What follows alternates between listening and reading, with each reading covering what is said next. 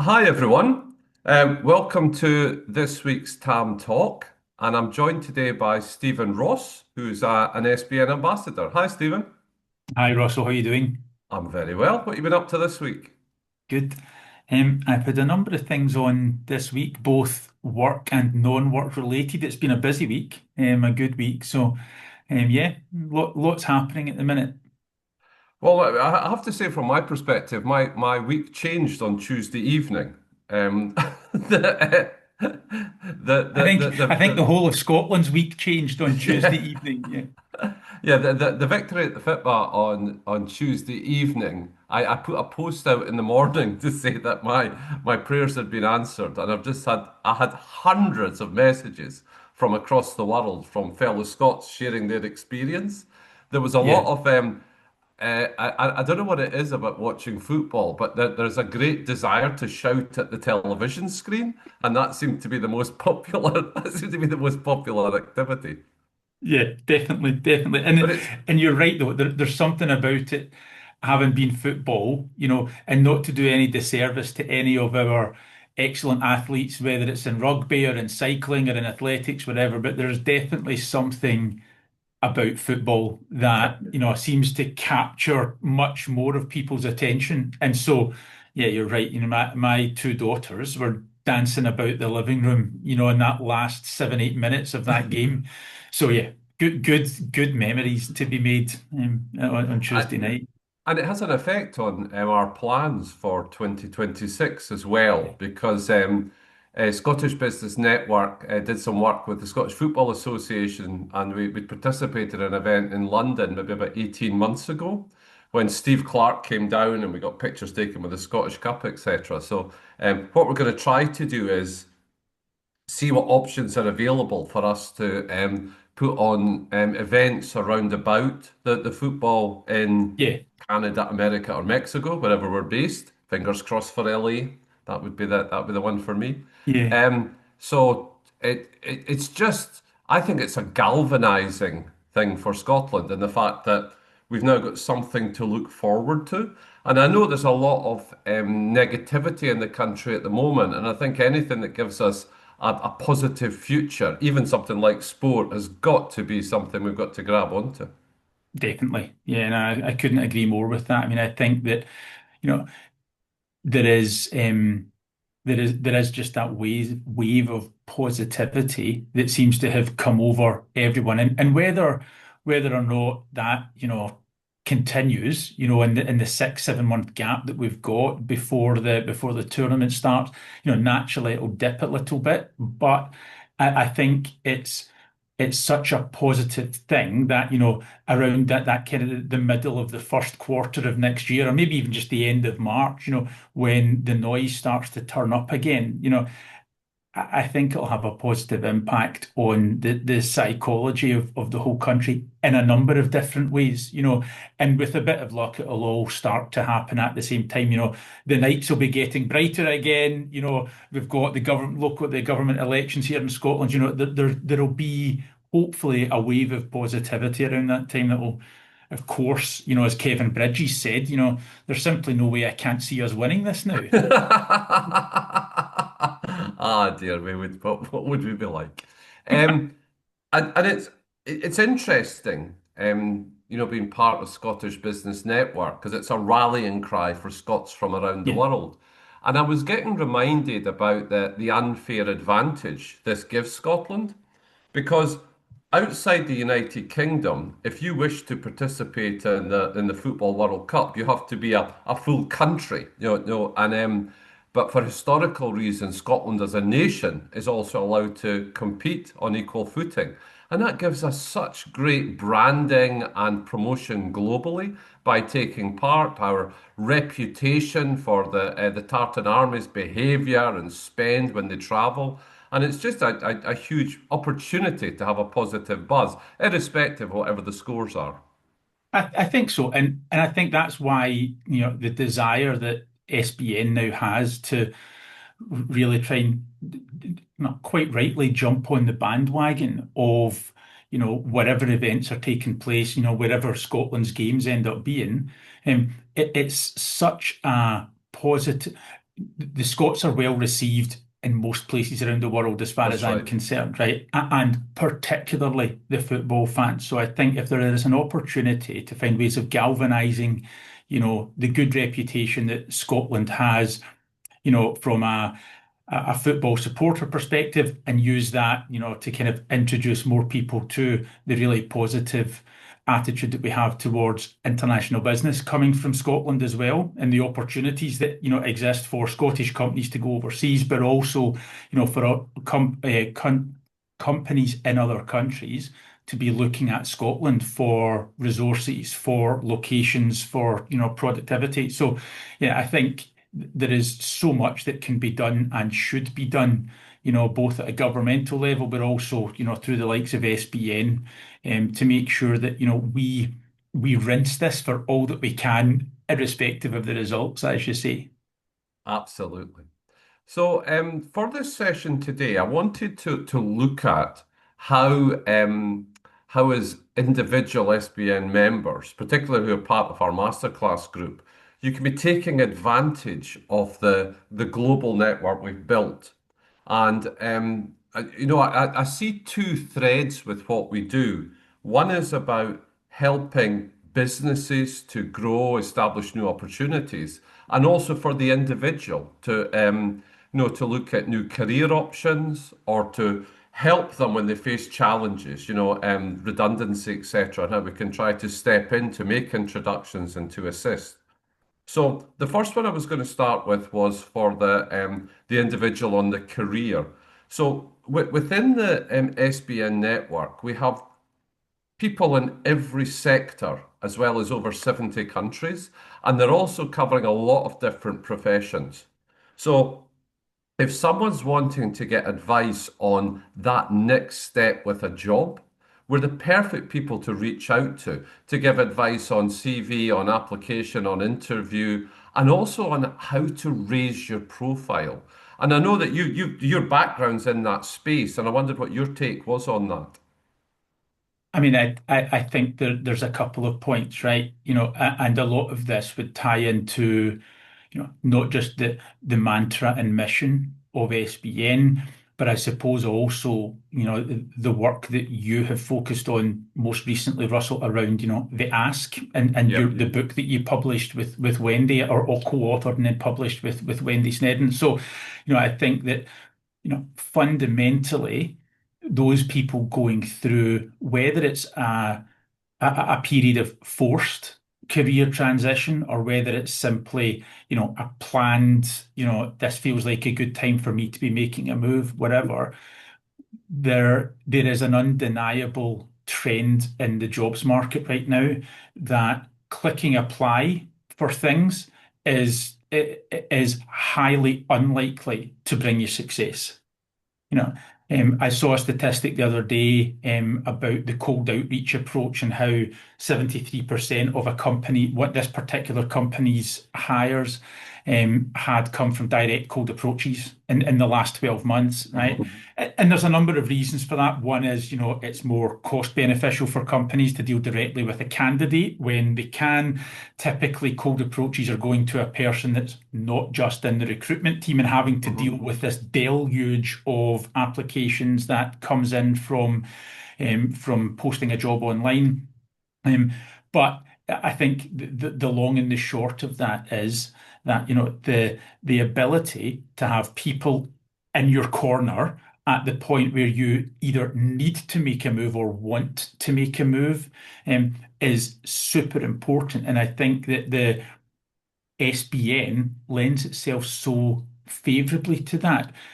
Partly, I think, because of it's already been so successful, and it has become a really big network. I mean, I can't remember. I know you shared with me recently that the total number of people that are in SBN members now, and I can't remember that number, but it's in the high tens of thousands. So as a result of that, it also means that no one person is ever going to be overly burdened with people reaching out to them. That's part of the benefit of having, a good close knit diaspora network, that you can reach out to, because you're never going to be, it's not just there's not one person sitting in an office in LA who happened to be Scottish and and as part of the network who's going to be getting 50 calls or 50 emails a month from people Yeah. looking to do business out there or looking to enhance their career out there. So I think the success of SBN lends itself really well because it's so geographically and sectorally dispersed and it's so big. Um, and I think where I would then segue into the work that you have been doing, through the Ask, right, is there is having access to the network, right, which is really important and really good. But I think then there is also if you are looking to make a move or you have to make a move, then you have to know what it is that you want and who it is that you want to speak to, and then you just have to be for some people this is easy, for other people it's not. You then just have to be bold enough and brave enough to make that contact and speak to that person and have the ask about, could you help me with this? Is there anyone that you know in that company there? Do you think that there's somebody in your network that might be looking for somebody that look like me, sound like me, and can do the stuff that I can do? Um, and I think part of that is in order for that to be more successful for you, I think being an active member, not just of the SBN network, but of your network in general at all times. Someone said to me recently, you've got to make sure you build the bridge, before the day that you need to cross it. And I Yeah. think that there is I think there's a lot to be said for that. Don't be passive in your SBN network and don't be passive in any of the networking that you do. Stay in touch with people at all times because you enjoy it and because it's a good thing to do. Because it then makes it much easier to have the boldness, the bravery, the courage, however you want to put it, for the ask when you do actually need someone. And of course, always make sure that you do your very best to respond to those people that reach out to you. So uh, I appreciate that's a very long answer, but hopefully there's a lot of things in there which we can pick up on throughout the conversation because I think for people going through that career change, forced or unforced, um, a network like SBN is invaluable, but you've got to know how to ask for help. I think you're absolutely correct. And I think there's something about a network or what I like to think we are, which is a community or a family. Yeah, And the first step is bravery. So the first step is that you have to reach out and tell someone of the change, whether it's at your own choice or thrust upon you. And that's difficult. So we hope that we're open enough that someone can drop us a note and say, hey, this has happened, can you help? The second one is about the positioning of the individual as a candidate. Now, we have things that are just essential, such as a CV, but also there is the LinkedIn profile. And I've had conversations with three people in the past couple of months about the fact that they're going through this career transition.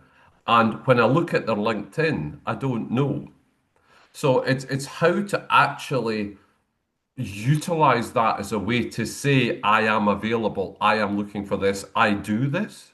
And it's the I do this bit which is by far the most important. No, I wouldn't encourage anyone to put that kind of silly, I don't know what you call it, yeah. thing that goes on on your Looking for picture. the Yeah. looking for work banner or Yeah, open yeah, to yeah. I'm work not, I'm banner. not, Yeah, I'm not a fan of that. But actually utilizing your LinkedIn profile to say, this is what I do and this is what I'm looking to do, that's very important. To yeah, be active, as you say, is also essential. And SBN provides all those opportunities. If someone's out there and they've got they may have a particular subject they're passionate about, we'll write an article about it and we'll publish it. We'll put it forward to Saltire Sentinel to see if they'll publish it. We'll help to fan that out to people. And then the final part is that introduction piece, which is though we can see ourselves as all being part of SBN, sometimes there can be a hesitancy about the fact that person's a member as well, but I don't know them. And that's where we're at our best because we can just make that introduction. And when it comes to an introduction to someone who we may not know, we have a structured way of doing that.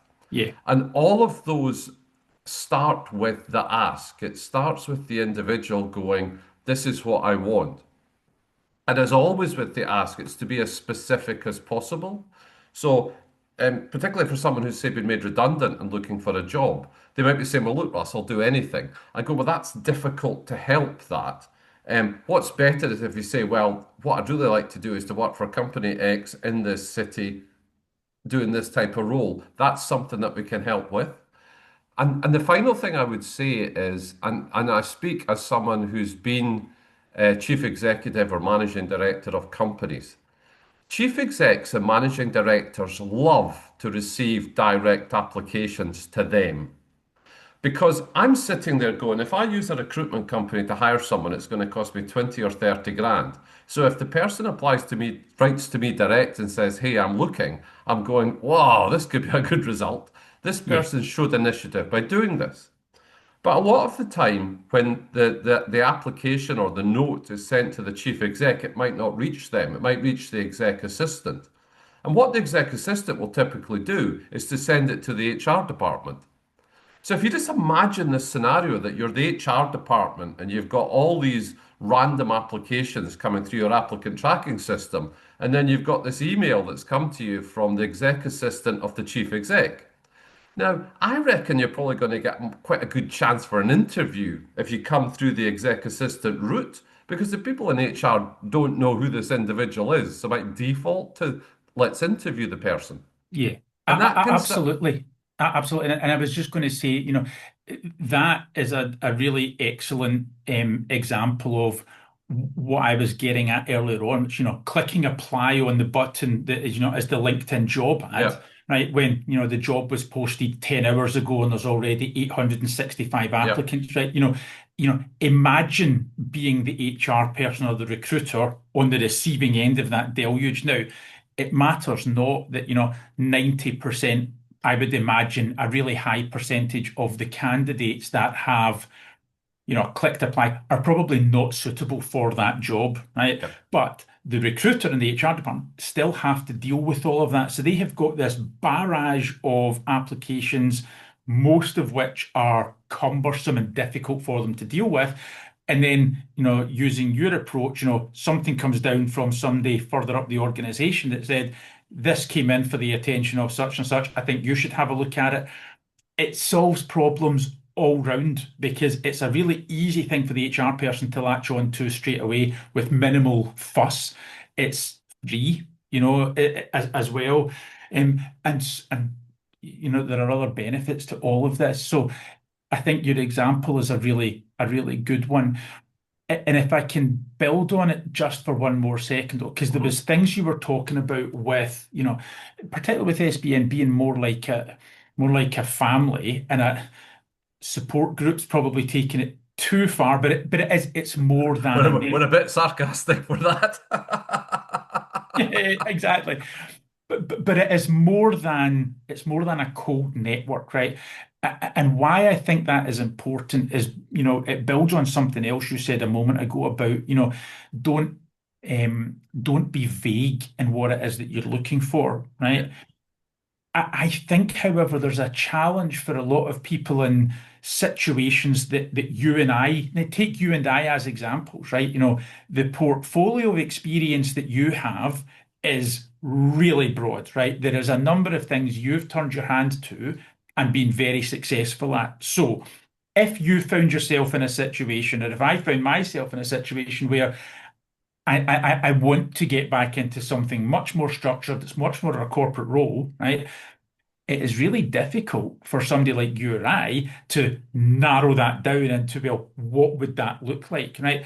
And I think that's the problem with a LinkedIn profile. If you're going to just depend on trying to have this one version of the truth on LinkedIn as to, who is Russell Dalgleish? Because there's a lot of stuff that, I mean, perhaps you're not a great example because you have actually really narrowed down who you are and what you do, right? But there are other senior white collar professionals, let's say, who have actually, they have run, big organizations at divisional level. They've, run small companies as almost as an owner founder. They've done a lot of different jobs in between, maybe across two or three different verticals. It is really difficult to succinctly describe that in a LinkedIn profile, without painting yourself into one corner when in actual fact you want to have the whole room at your disposal. And so, why a network and a family like SBN is more important, particularly when you are contributing to it, is people get to know you. So people know you are much more than the one-dimensional profile that your LinkedIn might say, or even the one-dimensional profile that the purpose-built CV thing that you have. That they know that you are much more than that, and that's why the being a part of a network like SBN or any other group, whether it's professional or social, whatever, but being an active contributor to that so that people get to know who you are and what you're about, because that says a lot, it gives them much more information to work with than just that static page. And so, while, all the things that you said, I think I completely agree with. Definitely have it up to date. It should tell a story. It should be the best story that it can possibly tell. I think what we're finding is that, the job market is so difficult at the moment for people that might be wanting to move on somewhere. You need to be contributing. You need to be reaching out to people. You need to be, and this word gets overused a lot, or this phrase gets overused, I think, but it is really accurate, or really appropriate for this conversation. People need to know who authentically Stephen Ross is or Russell Yeah. Dalgleish is, because knowing that gives them much more, it helps them fill much more holes, in their head about, well, where could Stephen be good? Where could Russell be good? Where could someone else be really good, rather than relying on that static bit of information on a LinkedIn profile or a CV or resume. Absolutely. And you made some great points there. And the one thing to end this section, what I would say as well is that come back to that bravery piece. Yeah, So, Stephen Ross and Russell Dalgleish are available to hire. We both have time currently in our diaries to take on additional assignment work. The work I tend to get tends to come from what we call referral. But yeah, sometimes referral's not what we think it is. And where referral happens is someone calls me and says, "Hey, Russell, this company's looking for a non-exec director with experience in this area. Um, would you mind if I introduced you to the chief exec?" Now, the way that referral component works is I've just skipped over ever so many steps. By I'm sitting speaking to the chief exec from someone I've been introduced to him through someone he trusts. And that puts me in a good position. yeah, The other one is about doing things like this call. This call shows people who Stephen and Russell are. Just gives a little bit of an insight into our personalities and our skills, and forcing ourselves to be more publicly present is important. And that's where writing articles and putting things out on LinkedIn, etc., makes a difference because it reminds people who we are and what we do. But I do sometimes think there's just we just forget to say hello. We are available to work with you and to yeah, help. So I think it's important that way. So so yeah, so the second part of this discussion was about from a company perspective and how can a company use SBN? So I get approached quite regularly by um, international companies who are looking to enter the UK market, and they've seen something about what we're doing and the size of our network, and they wish to utilize us as a connection point. And I also see it with just with companies. So say, I've got one at the moment. Someone's saying, "Hey, we're very active in the commercial sector. We're wanting to get into the government or the public sector, but to quote them, we didn't ken anyone." So that's exactly where we can help. yeah, And it's not only but again, it starts with the ask. So reach out and ask us the question.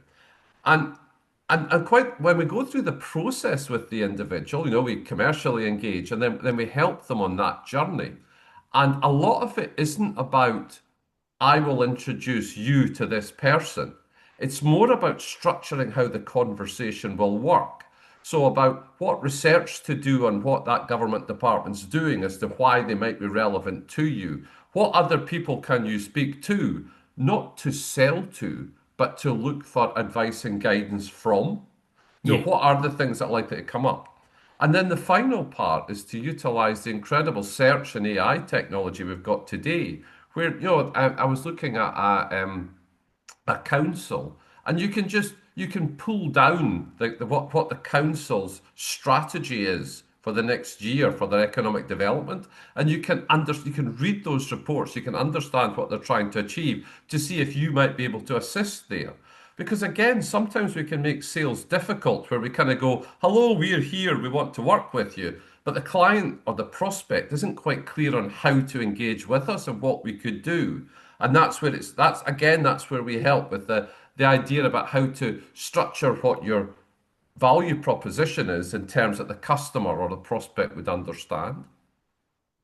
Yeah, and I think you will be much closer as to, what if there is even a kind of an easy to grasp split between SBN members that operate in private sector versus third sector, public sector, et cetera, right? But I think that exactly like you say, for organizations that are particularly looking to get into that public sector type arena or third sector type arena, the ability to have not just a person in your family, your SBN family, or in your corner that can help you even frame the best questions to be asking and the best research to be doing in a warm and friendly way, and also then want to touch on the thing you said there about, AI.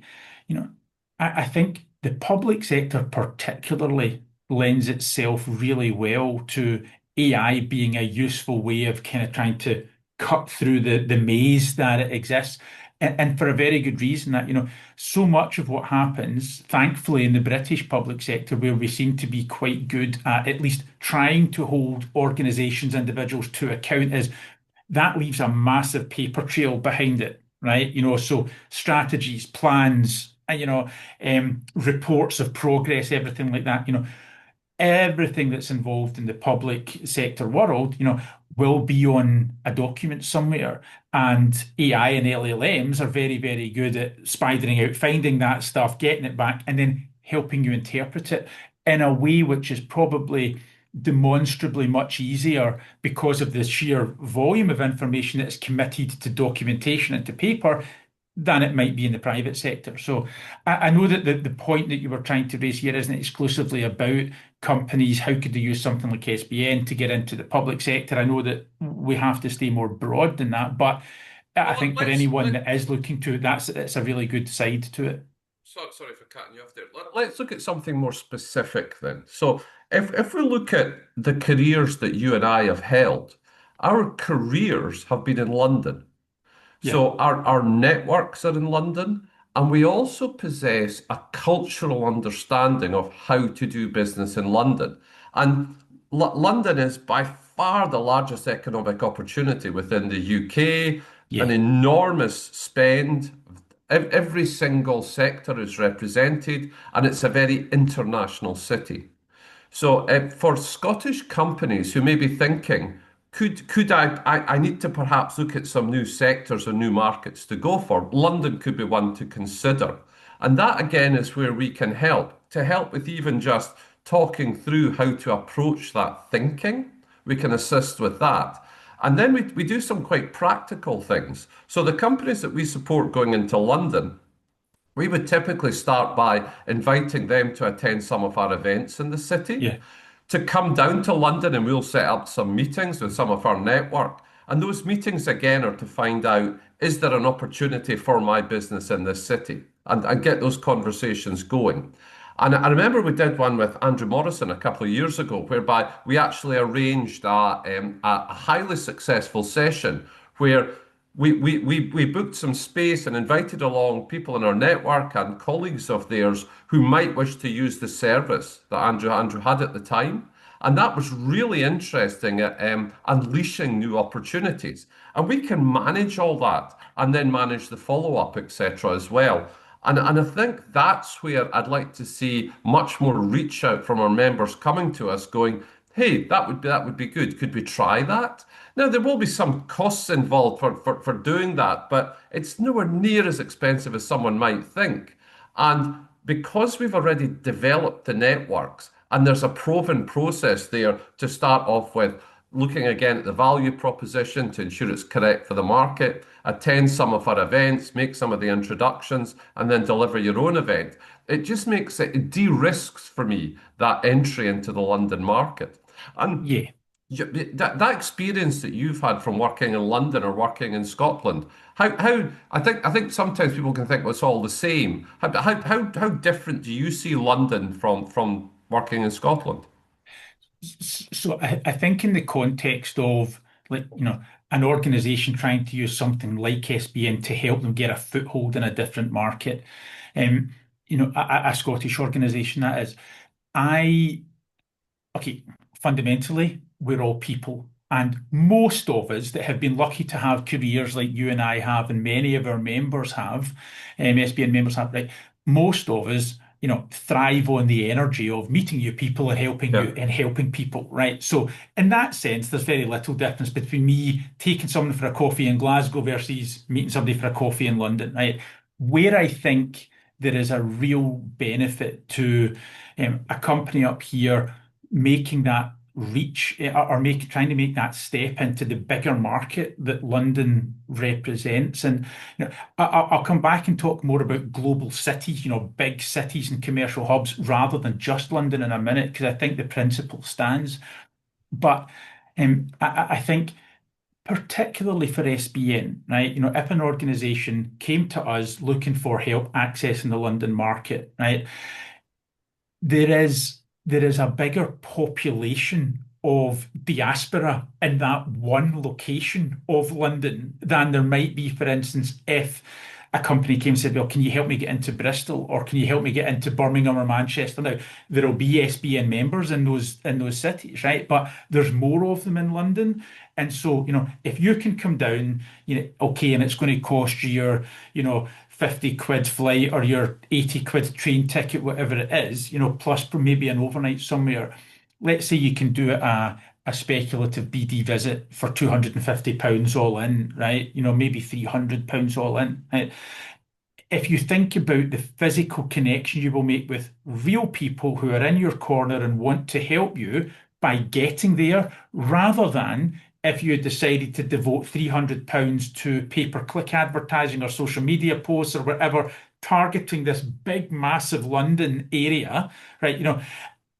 I don't think it would be very difficult to make a really strong case about, where the biggest return is going to come from spending that £300 to try and put your business on the map in that city.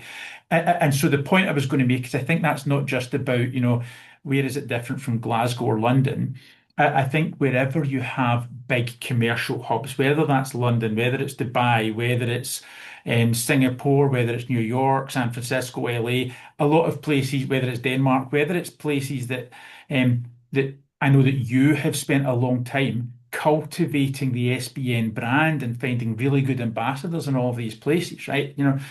In all of those big cities, you stand a much greater opportunity of finding a bigger population of your Scottish family or the Scottish business family than you do if you're in a backwater, a smaller city, backwater city in Oklahoma or in another city. Oh, I was about to say North Carolina, then I remembered we've got Mike in North Carolina, so and he is he's very active. So it wasn't a good example, but what I mean is the big cities, whether it's London, whether it's Paris, whether it's New York, LA, whatever, there is a big Scottish group there, and a lot of them have become SBN members, and it's much then easier for each of them to help you in that particular city, and certainly much more effective than trying to do online, build that market entry point online. And I've always found that it sounds silly, but that the actual logistics of it matters a lot. The fact that 300 quid probably to get your travel down, travel back, and accommodation. And then if you can time that when SBN is holding an event, then that gives you something to do whenever the event is. We Yeah. typically hold the event in the evening. Our members like a drink, so Yeah. that's the way that we do that. Yeah. So, and if I look at how active we are, so last week we did an event on the Tuesday. And we had a number of visiting Japanese companies. Great event looking at innovation in the world of sustainability. On the Wednesday, we did an event with University of Glasgow, looking at the challenge to go from research to commercialization. On the Thursday, I spoke at an event that Bart organised for Automate Now, which was at the IOD. Fantastic networking there. And there was the opportunity to attend all of those as an SBN member. Next week, we have the start of the Scottish Book Festival. Whole range of events on. We have an event on the Thursday, and there's still tickets and availability for that. It's a brilliant event on Thursday evening. Steve O'Donnell's going to be speaking about Yeah. that investment and exit process. Huge experience both in the UK and the US, so that's a great one. If somebody wants to come, drop me a note. And then the following week, I'm in Glasgow doing a talk at the University of Glasgow. So we're trying to be active with these events, and typically our events are free to attend, and the opportunities there. And I think if you can time it so you go, well, SBN's got that event on next Thursday. I could say I'll go to that. So maybe you could help me get a couple of meetings on the Thursday, maybe a meeting on the Friday morning. And that allows you to develop a new network. And it's there for the taking, you know. I Yeah. don't think I think as our world changes, these personal connections become more and more important. And we think that we can add to those. Definitely. And I think, you and I, okay, we're both of a particular working generation, right? We're post 40. We started our Thank careers you. when yeah, no, we'll just put us both into the same into the same category, and ignore the differences, the shades of grey, literally. But I think, we were brought up before, and we started our careers before the technology was so prevalent. Uh-huh. The communications technology was so prevalent, and so it's not, it's natural that our comfort zone, because it's where the majority of our experience is, is in, what I call the dance of a thousand handshakes. Okay, it is the physical face-to-face meeting because that's how we started, that's what we knew we Uh-huh. had to get good at. And I fully appreciate that for, people born post 2000 or even late 90s, whatever, that they grew up with a completely different model about how you forge connections and how you build relationships and all the rest of it. But I think, again, bringing it back to how a business can make those connections, right? In most cases, not exclusively, right? And it would depend on sector. Something like, gaming software might be quite different, right? But, you know, in most cases, the people with the influence and potentially the money and certainly the connections to help a business that's trying to get a foothold in a new market are most likely, not exclusively, but most likely going to be of this sort of working generation, the post 40-year-old people that you and I are, that can help them. So therefore, if you know that that sort of generation favors doing things face to face, it's a natural follow on then that, well, if I want to access that person's connection, money, resources, whatever, then go into their comfort zone rather than expect them to come into yours. Now, the reality is somebody like you, myself, and a lot of the SBN members that we know are going to be very comfortable, doing stuff online with, the rest of it. But when it comes to being really brutal about, where I'm going to divert my attention, and where you are probably, the reality is the person that makes the effort to come and meet with me face to face rather than, oh, can we jump on Teams or can we jump on Zoom? All of those things have their place, but the reality is just simply because of how I am wired, I'm going to react much more favorably to the person that offers to buy me a cup of coffee or lets me buy them a cup of coffee, whatever, but face to face. And so I think bringing it back full circle to you talking about the SBN events, and making that effort to get there and tying that back to what I said earlier about building bridges a long time before you need to cross them and trying to get yourself known and being understood by people before you maybe even have an ask of them. And I think it's a really important part of any young businesses or even developing business that wants to grow. It's a really important part of the strategy. Get out there and be visible. Yes, do your LinkedIn stuff and be online and all the rest of it, but get out there, and be a willing participant in the dance of a thousand handshakes, You, getting you, out there and talking to people. You're quite correct. And we can do those practical things, whether it's either advice on travel, advice on hotels, advice on office Yeah, space. We have a fantastic relationship with Fora, who have the most stunning office spaces across London, like are available on a hot desk basis. And we have a free 1 day pass we can provide to people. We also have a good mapping of the various different events and meetups that are taking place in the city, as well as the connections we've got and the links into the ecosystem. So this is what we've built. We wanted to do this talk today just to explain a little bit about, from either a career transition or a company build perspective, what a network could do for you. But really, for anyone watching this, drop us a note and get involved.